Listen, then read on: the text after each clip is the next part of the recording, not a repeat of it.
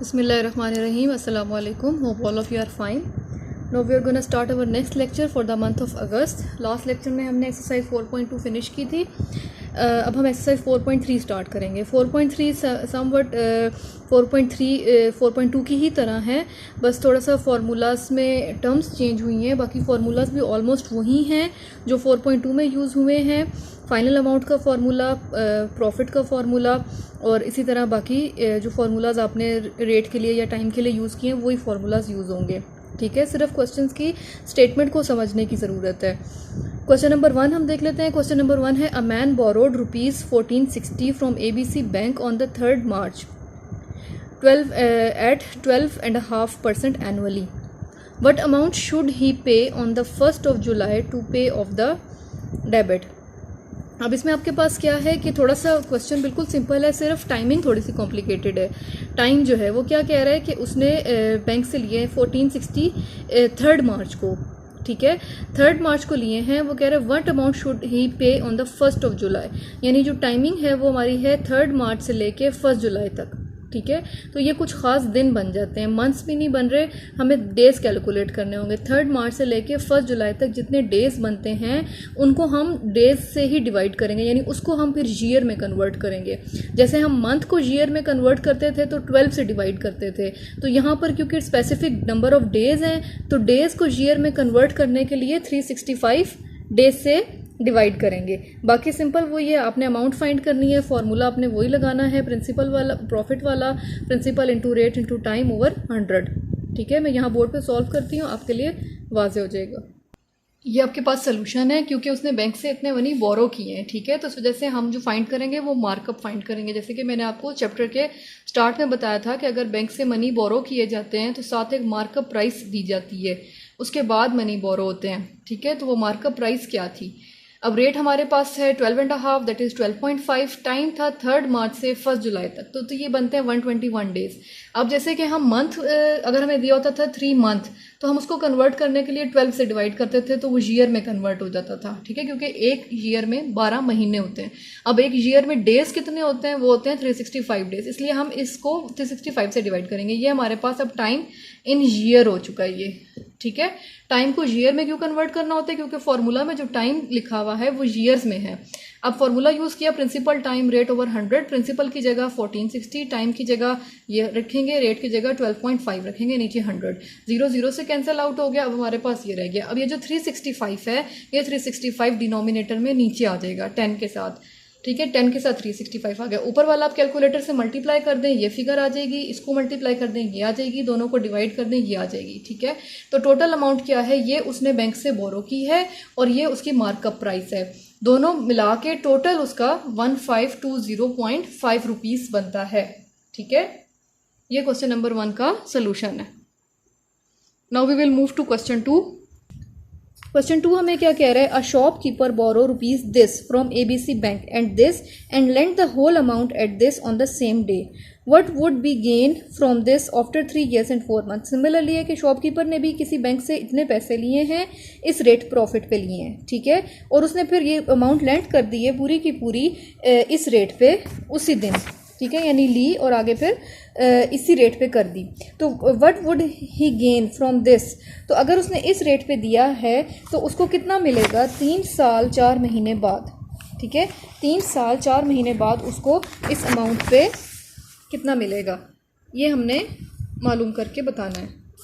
Hope so कि आपको question समझ आ गया होगा. इसमें हमारे पास यही है कि आपके पास टाइम दिया हुआ है 3 years 4 month. ठीक है, तो उस टाइम को हम करेंगे कन्वर्ट. पहले टाइम को वही बात है अपने ईयर्स में कन्वर्ट करना है. ठीक है, और हमने देखना है कि अगर बैंक से उसको कितना मिलेगा, यानी बैंक वाले रेट पे कैलकुलेट करना है मार्कअप. ठीक है, और हमें जो उसने खुद आगे किया है जिस रेट पे उस पे कैलकुलेट करना है. ठीक है, फिर उसके बाद हमें पता चलेगा कि उसको कितना एक्स्ट्रा मिलता जाएगा. Now move to the calculations. ये इसकी सोल्यूशन है हमारे पास. ठीक है, उसने बैंक से जो है वो इतना पैसा लिया था. ठीक है, और बैंक उसको दे रहा था इस रेट पे. ठीक है, इस रेट पे दे रहा था, तो उसने बैंक को खुद कितना दिया है ज़्यादा, ठीक है, वो हमने मालूम करना है मार्कअप, यानी बोरो करने के लिए खुद भी देना होता है। तो ये, और उसने कितने अरसे के लिए लिया है, 3 ईयर 4 मंथ के लिए। ठीक है, तो वही बात है, 3 ईयर 4 मंथ, मंथ को डिवाइड किया 12 से ताकि वो ईयर में कन्वर्ट हो जाए, सॉल्व किया तो आपके पास आ गया 10/3 ईयर।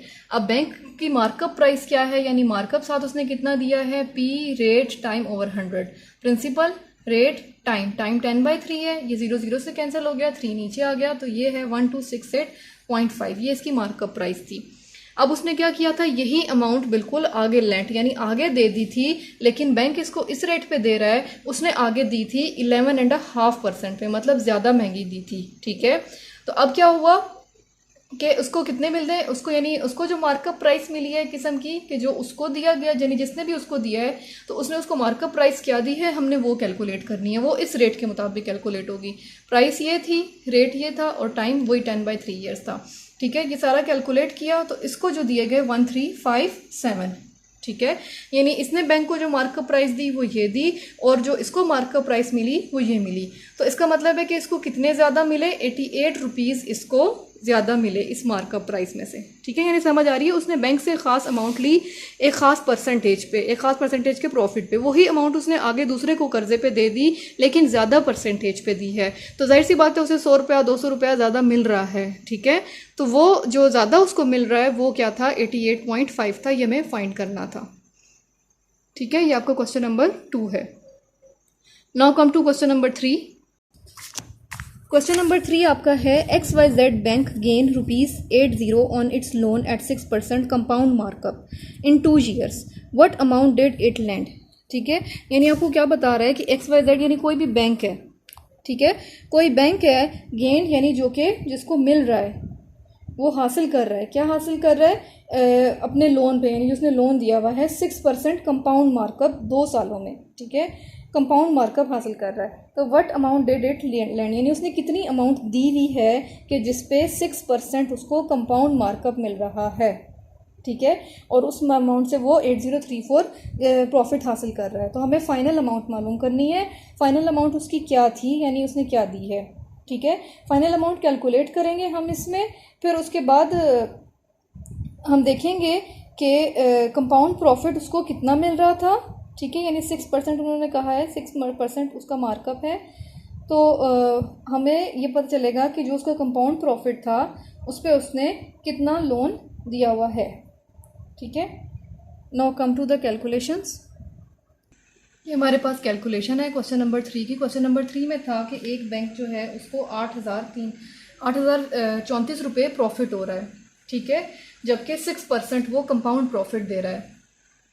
6% कंपाउंड प्रॉफिट देने के बाद उसको ये गेन हो रहा है। तो वो कह रहे हैं कि ऐसी कौन सी अमाउंट उसने लेंड की हुई है, यानी कर्ज पे दी हुई है कि उसे वो मालूम हो रही है। तो वो अमाउंट हम सपोज कर लेते हैं। ठीक है, वो अमाउंट हम सपोज कर लेते हैं कि वो 100 रुपीज़ है। अगर 100 रुपीज़ है तो उसके मुताबिक फ़ाइनल अमाउंट क्या बनती थी। ठीक है, फाइनल अमाउंट अगर 100 रुपीज़ है, टाइम 2 साल है, रेट जो है वो 6% था, इसके मुताबिक, इस सपोजिशन के मुताबिक हमने फाइनल अमाउंट फार्मूला में डाल के मालूम कर ली। वो फाइनल अमाउंट लेट सपोज 112 रुपये है। ठीक है, 112 रुपये है जिसपे 100 रुपया बैंक ने दिया हुआ है और उसको 112 रुपये बदले में मिल रहे हैं। ठीक है, उसी अमाउंट पे हम कंपाउंड प्रॉफिट अगर कैलकुलेट कर लें तो वो 12.36 है। ठीक है, तो अगर वो 100 रुपया लोन देता है तो उससे 12.36 प्रॉफिट होता है। ठीक है, अगर वो 1 रुपया प्रॉफिट अगर वो ले रहा है तो इसका मतलब है कि वो इतना लोन दे रहा है तो उसको प्रॉफिट हो रहा है इतना। तो उसके मुताबिक, यानी ये जो हमने अप्लाई किया, ये यूनिटरी मेथड अप्लाई किया। ठीक है, पहले हमने सपोजिशन ली कि हमने लेट सपोज बैंक ने जो अमाउंट दी है वो 100 रुपये है। ठीक है, 100 रुपये के लिहाज से, यानी 100 रुपीज़ के लिहाज से उसने फाइनल अमाउंट मालूम कर ली, एक सपोजिशन वाली। ठीक है, उसी के लिहाज से उसने कंपाउंड प्रॉफिट भी मालूम कर लिया, क्योंकि उसने हमें कंपाउंड प्रॉफिट दिया हुआ है परसेंटेज में, 6% दिया हुआ है, रुपीज़ में नहीं दिया हुआ। तो वो हमने कहा कि लेट सपोज अगर बैंक ने 100 रुपया देता है तो उसका कंपाउंड प्रॉफिट 12 रुपीज़ है। ठीक है, तो अगर 12 रुपीज़ पे 100 रुपये पे 12 रुपीज़ प्रॉफिट होता है तो 1 रुपये पे, यानी तो इतने पे 1 रुपये प्रॉफिट हुआ है। तो अब हमने मालूम ये करना था कि इतना प्रॉफिट कितने रुपीज़ पे होता है। तो वो यूनिटरी मेथड यानी 1 के ज़रिए हमने ये कैलकुलेशन कर ली। ठीक है, यानी for profit of 12 the loan is 100 rupees, for profit of 1 the loan is 100/12.36, यानी डिवाइड कर दिया गया, ठीक है। और तो फॉर प्रॉफिट ऑफ 834, यानी इतने प्रॉफिट के लिए उसके पास इतना लोन है। तो उसने जो लोन दिया है वो दिया है 65,000 लोन दिया है, जिस पर उसको 834 गेन होता है, ठीक है। ये इसकी कैलकुलेशन थी। Now move to question number 4। Question number 4 हमारे पास है, a company borrow rupees this from bank Alfalah at 8% simple markup per annum, how much did the company owe to the bank at the end of 11 month. ठीक है, ये मैं आप लोगों को होम टास्क दे रही हूँ, आपने खुद कैलकुलेट करना है। मैं आपको थोड़ा सा इधर समझा देती हूँ कि इस क्वेश्चन में क्या है। इस क्वेश्चन में कह रहा है कि एक कंपनी ने बैंक से लोन लिया है, ठीक है, बैंक से लोन लिया है 6,000 रुपये, ठीक है, किस रेट पे, 8% पे, ठीक है। How much did the company owe to the bank at the end of the 11th month, यानी 11वें महीने के आखिर में कंपनी को कितना बैंक को देना होगा, वो ये आपने मार्कअप प्राइस मालूम करनी है, ठीक है। प्रिंसिपल 600 है, रेट 8% है और टाइम 11 मंथ है। मंथ को आप ईयर में कन्वर्ट करेंगे, यानी 11/12 और markup principal into rate into time से मार्कअप कैलकुलेट करेंगे। जब मार्कअप आपके पास आ जाएगा तो उसको आप प्रिंसिपल में प्लस कर देंगे, तो वो टोटल अमाउंट होगी जो कि कंपनी के पास आएगी, वो अमाउंट जो उसने बैंक से ली थी और वो अमाउंट जो उसने मार्कअप में दी है, ठीक है। ये टोटल करके सॉल्व हो जाएगा। यहाँ तक अब हम इस लेक्चर को एंड करते हैं। बाकी क्वेश्चन नंबर 5 से नेक्स्ट लेक्चर में स्टार्ट करेंगे। क्वेश्चन नंबर 4 आपने ट्राई करना है, होप सो आप इजीली उसको अटेम्प्ट कर पाएंगे। तब तक के लिए अल्लाह हाफिज़।